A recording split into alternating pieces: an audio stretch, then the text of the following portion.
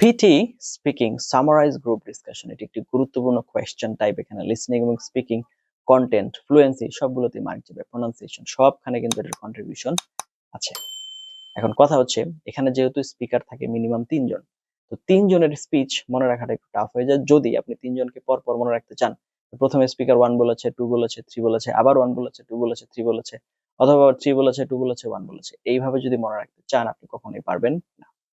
আপনাকে 1 এর জন্য আলাদা একটা কলাম করে ফেলতে হবে যখন আপনি নোট নেবেন, 2 এর জন্য আলাদা একটা কলাম এবং 3 এর জন্য আলাদা একটা কলাম। স্পিকারের 1 এর যা বক্তব্য সব স্পিকার 1 এর কলামে, স্পিকার 2 এর যা বক্তব্য সব স্পিকার 2 এর কলামে, স্পিকার 3 এর যা বক্তব্য সব স্পিকার 3 এর কলামে হবে। এই আইডিয়াটা কাজে লাগিয়ে দেখুন। আমাদের ছাত্ররা রিয়েল লাইফে আমরা যাদেরকে পড়াই, প্রিপারেশন নেওয়াচ্ছি, তারা এটা কাজে লাগিয়ে অনেক উপকার পাচ্ছে। আশা করি আপনারাও পাবেন। Thank you for watching until now. Let's meet in some other video. Till then have a nice time. আসসালামু আলাইকুম ওয়া রাহমাতুল্লাহি ওয়া বারাকাতুহু।